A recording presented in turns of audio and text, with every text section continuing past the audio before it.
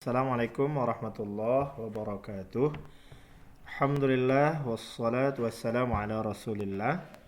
Baiklah saudara, minggu yang lalu kita sudah bahas secara teoritis tentang tafsir lughawi, yaitu sebuah metode atau manhaj dalam penafsiran yang lebih dominan menitik beratkan kepada kajian-kajian kebahasaan, baik dari sisi struktur kalimat, apakah itu dari sisi nahu dan sharafnya, termasuk juga dalam kajian tafsir logawi adalah kajian-kajian terhadap makna-makna tafsir-tafsir yang membahas secara spesifik makna-makna lugawi dari kata-kata yang ada di dalam Al-Quran, yang tersimpul dalam berbagai kitab ma'anil Quran.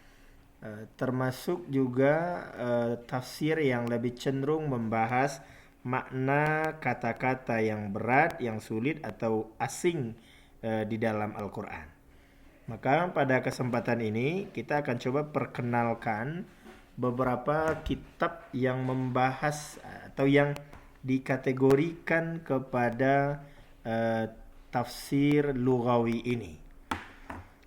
Ada banyak kitab yang berbicara tentang tafsir lughawi ini, seperti umpamanya kitab I'rabul Quran karangan Ad-Du'as. Kemudian ada kitab I'rabul Quran li Ibni Said. Kemudian ada kitab I'rabul Quran li Ibni Hisham Al-Ansari. Kitab I'rabul Quran karangan Az-Zajjaj. Kitab I'rabul Quran karangan An-Nuhas lin-Nuhas. Kemudian I'rabul Quran wa Bayanuh. Kemudian At-Tibyan fi I'rabil Quran. Kemudian Jadwal fi I'rabil Quran. Al-Mujtaba min Mushkil I'rabil Quran. Kemudian Fadlu I'rabil Quran fi Sunnah wa An-Nabiyah. Kemudian juga ada Mushkil I'rabil Quran dan Mushkil I'rabil Quran lil Kharat. Jadi kalau kita lihat dari kategori kitab ini, ada yang memang membahas i'rabul Al-Quran secara menyeluruh. Jadi kata demi kata yang ada di dalam Al-Quran itu dibahas i'rabnya oleh penulis. Ada juga yang memang lebih konsentrasi mungkin ke i'rab kata yang rumit atau yang sulit. Jadi seperti dalam kitab-kitab Mushkil I'rabil Quran ini. Nah, kita coba lihat buka kitabnya tentang I'rabul Quran. Kita coba lihat umpamanya sampelnya I'rabul Quran karangan Az-Zajjaj. Kita lihat di sini ini adalah kitab Al-Quran karangan Az-Zajjaj yang akan membahas nanti i'rab ayat-ayat Al-Quran. Kita coba lihat sampel umpamanya yang dijelaskan dari awal surat ya, ini Al-Baqarah umpamanya. Seperti ketika dalam membahas surah Al-Fatihah umpama Maliki Yaumiddin. Maka dia menjelaskan al-idhafah fihi idhafah ghaira tahqiqiyah. Ya. Apa yang dibahas di sini? Yang dibahas di sini adalah Maliki Yaumiddin. Maliki dengan yaumi.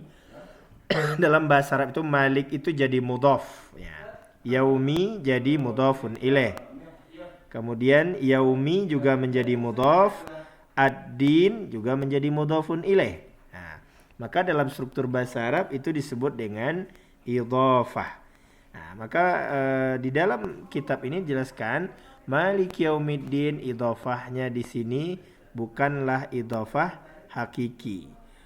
Wa huwa fi taqdiril infisal. Nah, dan dia merupakan ada yang ditakdirkan di situ yang memisahkan.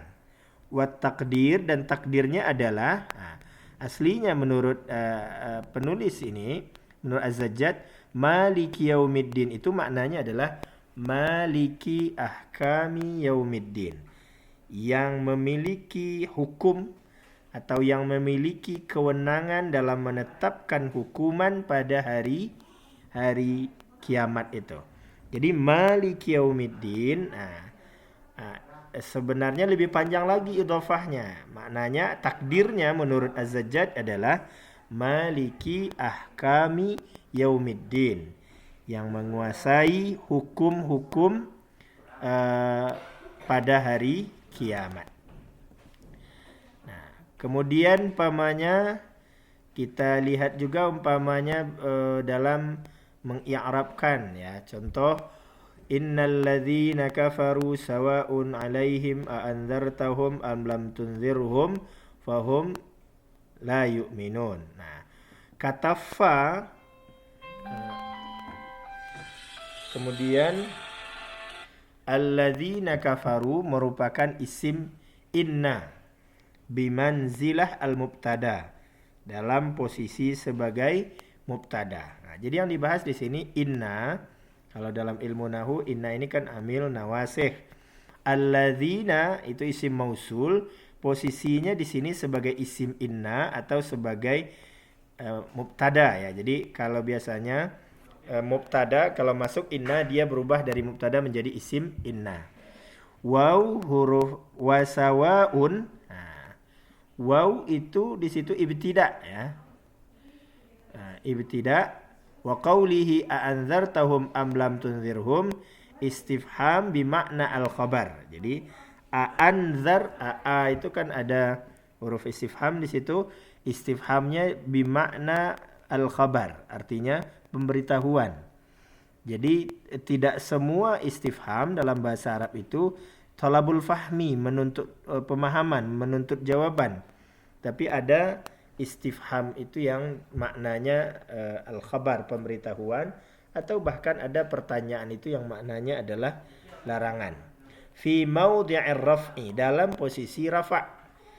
Khabar sawaun. Nah, jadi a'anzartahum itu menurut Az-Zajjaj dia itu adalah khabar ya, khabar jumlah fi'liyah dari sawaun.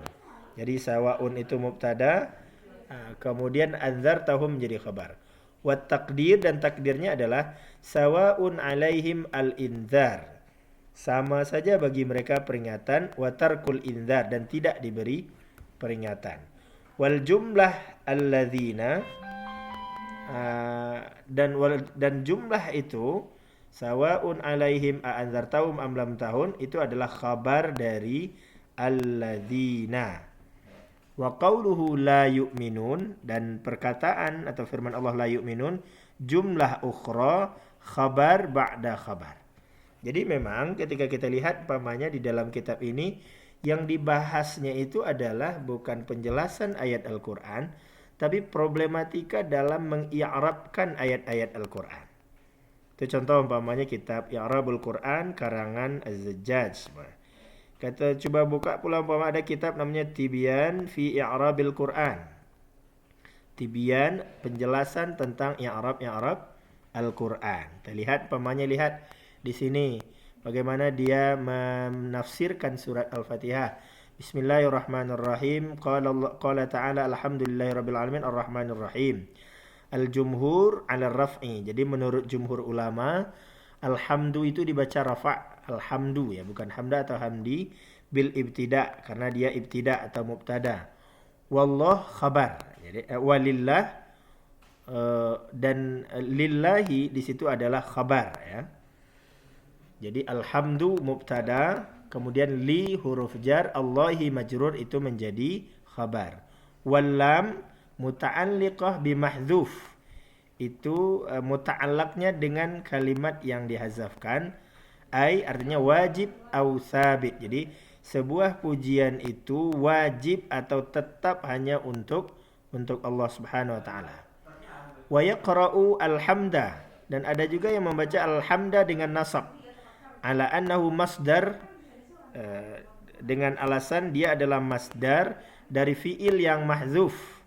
Ai maksudnya adalah ahmadul hamda, aku memuji Allah dengan pujian.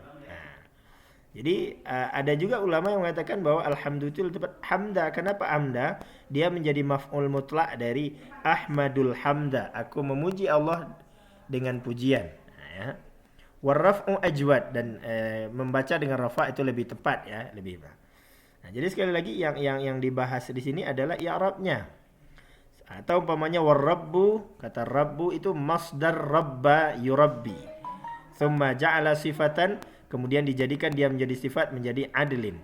Wa khasmin, wa asluhu rabba. Gitu. Jadi yang dibahas itu adalah asal katanya. Atau alamin. Alamin itu adalah jam'u tashih wahiduhu alam. Namanya jamak tashih, mufradnya adalah alam. Wal alam, dan alam itulah ismun maudu'un lil jam'i. Nama yang ditetapkan untuk semua makhluk. Wala wahidalahu, dan tidak ada mufradnya. Fil lafzi, dalam lafaz. Wastiqaquhu minal alami, dan dia terambil dari kata alam. Nah, begitu juga wafir rahman ar-rahim al-jar wan nasab, bisa dibaca ar-rahmani, bisa juga dibaca ar-rahmana, bahkan bisa juga dibaca ar-rahmanu, bisa jar, bisa nasab, bisa rafa. Wa bikullin quriya ala ma dzakarna fihi rabb. Jadi, dan itu mengikuti bagaimana bacaan Rabbi. Kalau Rabbu berarti dia ar-rahmanu, kalau menjadi Rabbi dia ar-rahmani, kalau menjadi Rabba dia menjadi ar-rahmana. Jadi lagi-lagi problematika yang dibahas dalam kitab ini adalah masalah i'rab ya.